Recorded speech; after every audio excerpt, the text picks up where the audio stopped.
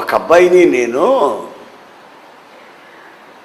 ఒరే చల్లటి నీళ్లు తాగాలి, అక్కడ బడి దగ్గరికి వెళ్ళి ఐస్ అమ్ముతున్నారు, అవి తీసుకురారా నీళ్ళలో వేసుకొని తాగుదాం ఇద్దరిని అన్నా. ఆడు వెళ్ళాడు, గ్లాస్ తీసుకుని పెద్ద గ్లాస్ తీసుకెళ్ళాడు.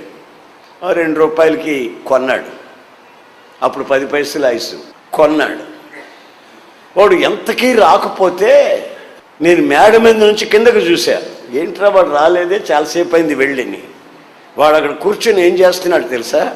ఒక్కొక్క ఐస్ తీసుకుంటూ నోట్లో పెట్టుకోవటం, 2 లాగులు లాగటం, దాంట్లో పెట్టడం, ఒక్కొక్క ఐస్ తీసుకొని 2 లాగడం పెట్టడం. నేను కళ్ళతో చూశా. ఇక పైకి వచ్చి అయ్యగారు తెచ్చాను అన్నాడు. ఒరే ఇంత ఆలస్యమైంది ఏమిటిరా అన్నా. ఏడ్చేసాడు. అయ్యా నేను తినలేదయ్యా, అయ్యా నేను తినలేదయ్యా. వాడు చెప్పేటప్పుడే నోరు ఎర్రగా ఉంది. వాడు తినలేదన్నా వాడు నోరు చెప్తుంది ఇటు తిన్నాడు అని. రాయ్ అన్నానండి. ఇకంతే కింద పడి దొర్లాడుతున్నాడు, ఏడుస్తున్నాడు, గోలైపోయింది. ఇంకో పాస్టర్ గారు కూడా నాతో ఉన్నాడు అక్కడ.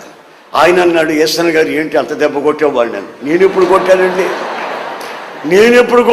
అని. నేను కొట్టలేదండి. మరి ఎందుకు అట్లా ఆడుస్తున్నాడు అది అడగండి.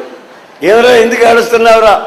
ఆడిస్తున్నానా అన్నకి దొరికిపోయా, అందుకని ఆడుస్తున్నా. వాడు చేసిన పాడు పనికి కాదు వాడు ఏడ్చింది, దొరికినందుకు ఆడుస్తున్నాడంట, నేను అడిగినందుకు ఆడుస్తున్నాడంట. ఒకసారి మీరు ఆలోచించండి. ప్రార్థనలో మీరు విడిచే కన్నీళ్ళకి ఉన్న ఆ వాల్యూ, విలువ ఏమిటో అర్థం చేసుకోండి. ఒక్కొక్కసారి సంఘమును గురించినటువంటి ఆ భారం నాకు వచ్చినప్పుడు నాకు తెలియకుండానే కన్నీళ్ళు వస్తాయి. సంఘం